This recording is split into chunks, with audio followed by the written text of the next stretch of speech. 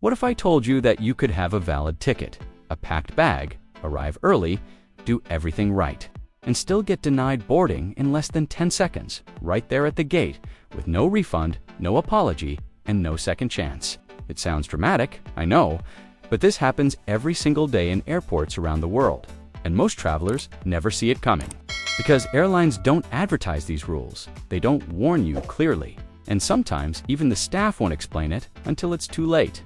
And today, I'm breaking down 14 very real, very overlooked reasons you can be denied boarding instantly, not after security, not after immigration, but right at that final moment when you think you're safe. And the scary part is that some of these have nothing to do with your passport, your visa, or even your behavior, because airlines operate on a mix of written rules, unwritten policies, and snap judgments made under pressure. And that's where travelers lose. So let me start with something most people don't realize until it ruins their trip, and that's document interpretation, not document validity. Because your passport can be valid, your visa can be valid. But if the airline agent believes, even incorrectly, that you might be denied entry at your destination, they can refuse to board you instantly. Since airlines are fined heavily for transporting passengers who are rejected by immigration, meaning the airline's fear matters more than your proof. And this is why travelers with less common passports, newly issued visas, or complex transit routes are disproportionately denied boarding, even when they are legally allowed to travel. And it gets worse when you add transit countries, because a transit visa requirement you didn't know existed, even for a 2-hour layover where you never leave the airport, can be enough for a flat no at the gate, and no amount of arguing helps. Because the gate closes and the decision sticks, and then there's check-in timing, which sounds simple but isn't, because airlines have hidden cutoff times that are earlier than what's posted online, especially for international flights. And if you miss that internal cutoff, even by minutes, your seat can be released and given away. And once it's gone, boarding is denied without discussion. And people don't talk enough about name mismatches, because it's not just spelling errors.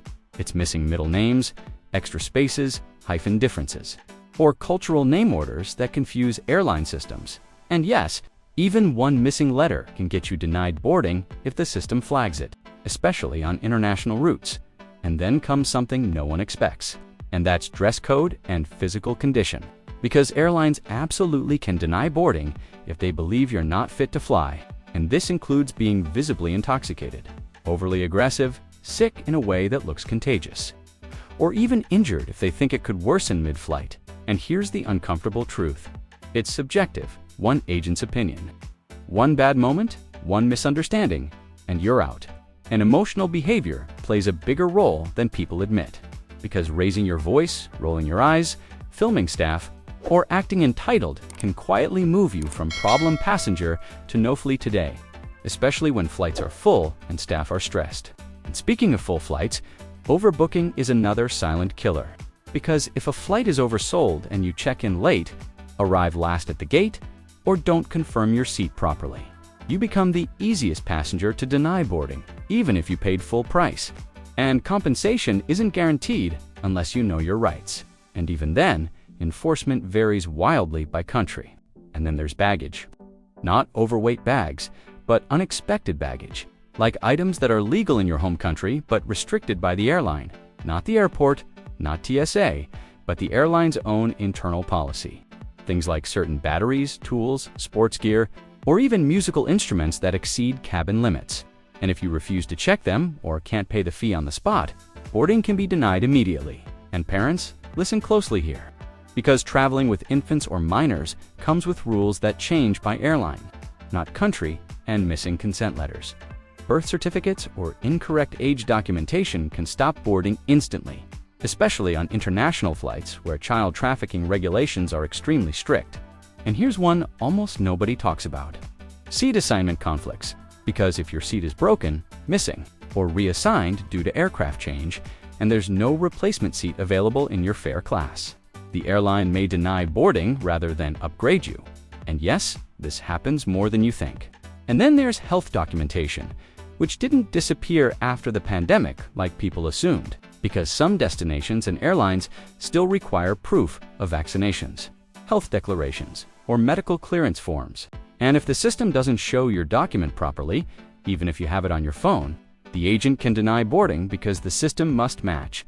And finally, one of the most brutal reasons of all, suspicion, not proof, suspicion of intent. Because if an agent believes you might overstay, work illegally, or violate visa terms based on your travel history, one-way ticket, luggage size, or answers to casual questions, they can deny boarding under carrier liability rules. And there's no appeal process at the gate. No supervisor magic, no second opinion, just a printed slip and a missed flight. And what makes all of this worse is that airlines rarely explain these risks clearly, because ambiguity protects them, not you. And travelers assume flying is a right when it's actually a conditional privilege controlled by contracts you never read, systems you don't see, and people making decisions in seconds. And that's why smart travelers don't just focus on passports and tickets. They prepare for interpretation, perception, and policy gaps.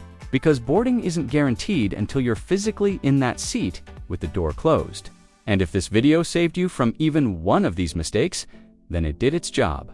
Because the most expensive travel lesson is the one you learn at the gate, watching your plane push back without you.